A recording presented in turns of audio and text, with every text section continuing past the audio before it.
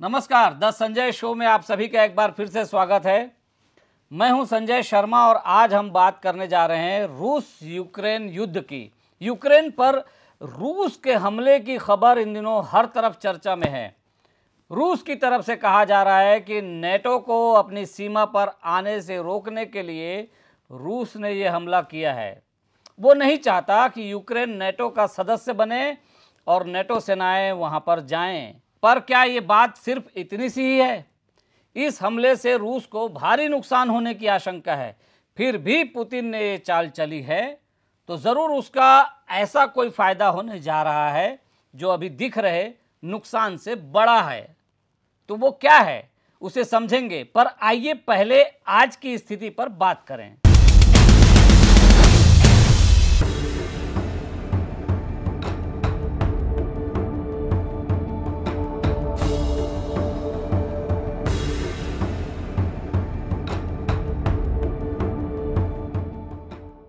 रूस और यूक्रेन के बीच क्या हो रहा है ये सब आप जानते ही हैं, पर आज हम ज़रा इनके पीछे छिपी रणनीति और इस झगड़े के नतीजों के बारे में कुछ हटकर बात कर लेते हैं।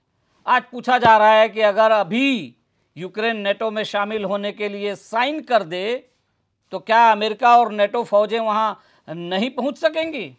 लगता तो यही है कि आज यूक्रेन ऐसा करे तो अमेरिका और नेटो की फौजें तुरंत रूसी सीमा पर जाने के लिए तैयार हो जाएंगी, उन्हें छूट मिल जाएगी और यूक्रेन पर हर हमला नेटो पर हमला माना जाएगा।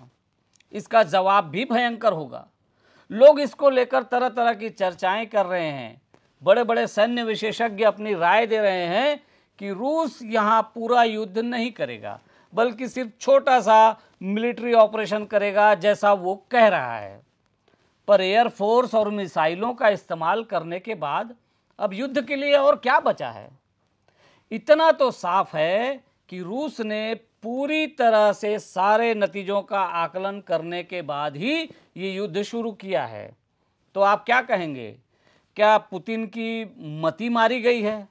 क्या पुतिन इतनी सी बात नहीं समझते कि यूक्रेन पर हमला करने के बाद दुनिया उस पर प्रतिबंध लगाएगी? यदि नेटो यूक्रेन की सदस्यता स्वीकार ले तो विश्व युद्ध की नौबत आ सकती है। रूस को भारी नुकसान हो सकता है। पुतिन को क्या ये नहीं पता कि प्रतिबंध के कारण उसके गैस और तेल के कारोबार पर असर पड़ सकता है? उसके अपने जीडीपी का भी हाल बेहाल होगा। पुतिन क्या सिर्फ अपनी पसंद की सरकार वहां बिठाने के लिए ये सब कर रहे हैं? और ये भी याद रखें कि रूस की पसंद की सरकार तो तभी बैठ पाएगी जब अमेरिका या नेटो उसमें दखल न दे। यदि नेटो ने दखल दे दिया और रूस में जवाबी कार्रवाई की तो फिर क्या होगा? फिर रूस की पसंद की सरकार यूक्रेन में नहीं बैठ पाएगी और रूस को भारी नुकसान हो सकता है। ऐसे में परमाणु युद्ध का खतरा भी लगातार बना रहेगा और रूस ने इसकी धमकी भी पहले ही दे दी है। पिछले दिनों पुतिन के साथ ही दुनिया ने रूस के परमाणु हमले की क्षमता का अभ्यास देख लिया है। तो सारी परिस्थितियां आज क्या कह रही हैं? क्या दुनिया विश्व युद्ध की दिशा में बढ़ेगी या फिर यूक्रेन रूस के कब्जे में जाएगा? संयुक्त राष्ट्र ने भी रूस को चेताया है और शांति बनाने कहा है, जिसका कोई असर नहीं हुआ है। परिस्थितियों का विश्लेषण करें तो अभी तक ऐसा ही लग रहा है कि बड़ा युद्ध कोई भी नहीं चाह रहा है। तो क्या अमेरिका और नेटो के बाकी सहयोगी रूस को कोई जवाब नहीं देंगे? क्या वे यूक्रेन को अकेले छोड़ देंगे? ये सवाल बड़ा है। अब जरा बात करते हैं कि प्रतिबंधों से लेकर नेटो के संभावित हमले तक रूस को सारी स्थिति का पता है, फिर भी उसने ये कदम उठा लिया। पुतिन ने चेतावनी भी दे दी है कि उनकी इस कार्रवाई के बीच में कोई दखल देगा तो अंजाम बुरा होगा। और लगता तो यही है कि पुतिन ठीक तरह से जानते हैं अमेरिका समेत कोई भी इसमें दखल देने की हिम्मत नहीं करेगा। कोई भी देश नहीं चाहेगा कि यूक्रेन की कीमत पर विश्व युद्ध शुरू किया जाए। तो फिलहाल यही दिख रहा है कि यूक्रेन में रूस अपनी पसंद की सरकार बिठा लेगा।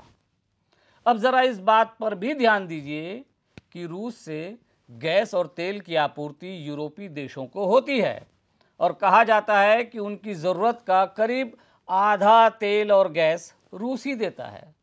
यानी इस पर प्रतिबंध लगाया तो रूस को ज़रूर कुछ आर्थिक हानि होगी, पर यूरोप के देश मुश्किल में फंस जाएंगे। ऐसे में वे कभी नहीं चाहेंगे कि रूस पर तेल गैस को लेकर कोई प्रतिबंध लगे। तो कुल मिलाकर यही दिख रहा है कि रूस को बड़ी हानि नहीं होगी। अब बात करते हैं रूस को इस हमले से बड़ा फायदा क्या होगा। तो आप देख ही रहे हैं कि शीत युद्ध की समाप्ति और रूस के कई देशों में टूट जाने के बाद अमेरिका ही पूरी दुनिया में चौधरी बने घूम रहा है।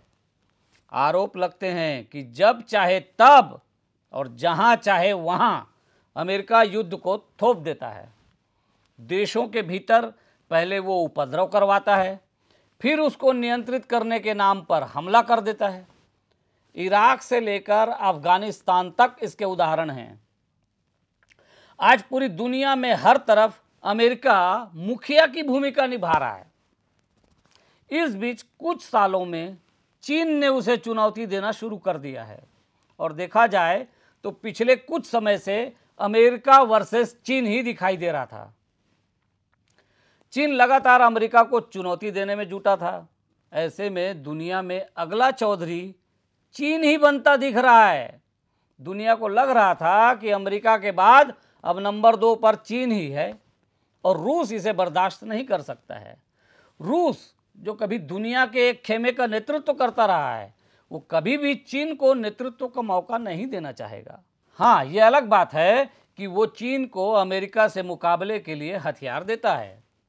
ये भी ध्यान रखना होगा कि यदि चीन ने ताइवान पर हमला करके अमेरिका को पहले ही चुनौती दे दी होती तो रूस को मजबूरी में उसका पिछलग्गू बनते हुए उसे समर्थन देना पड़ता।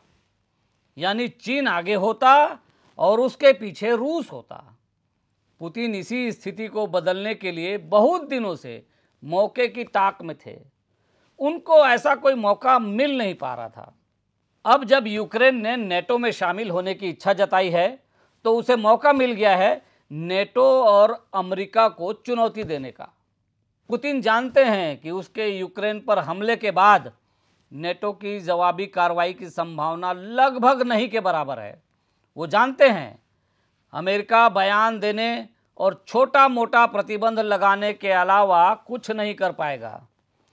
इसकी कुछ भरपाई रूस कुछ ही सालों में कर लेगा, पर अमेरिका की चौधराहट हमेशा के लिए खत्म हो जाएगी और अब दुनिया को रूस और अमेरिका दोनों को समान रूप से सम्मान देना होगा। इसमें बहुत कम लेकिन एक आशंका ये बनी हुई है कि नेटो के साथ युद्ध भी रूस का हो सकता है।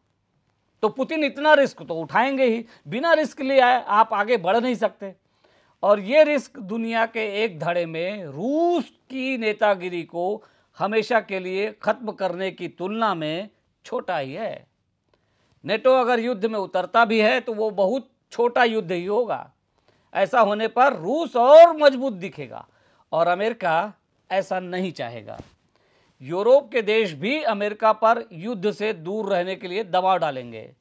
तो कुल मिलाकर ये कह सकते हैं कि अब तक चीन अमेरिका को सिर्फ आंख दिखाकर नेता बनना चाहता था, लेकिन रूस ने यूक्रेन पर हमला करके और अमेरिका को सीधी चुनौती देकर चीन को उसकी औकात दिखा दी है। बातें और भी बहुत सारी हैं जो रूस यूक्रेन जंग के नतीजों पर हो सकती है, लेकिन अभी इतनी ही बात करते हैं। तो अब तैयार हो जाएं फिर से शीत युद्ध वाले दौर में लौटने और दो धुरी वाले विश्व के उतार चढ़ाव को झेलने के लिए। और हाँ, इसके बाद कुछ और देश इसी तरह की हरकत करेंगे, उसके लिए भी तैयार रहें। तो आज सिर्फ इतना ही। वीडियो पसंद आया हो तो लाइक करके शेयर कर दीजिएगा और IBC 24 के हमारे इस YouTube चैनल खबर विभाग को सब्सक्राइब भी ज़रूर कर लीजिएगा।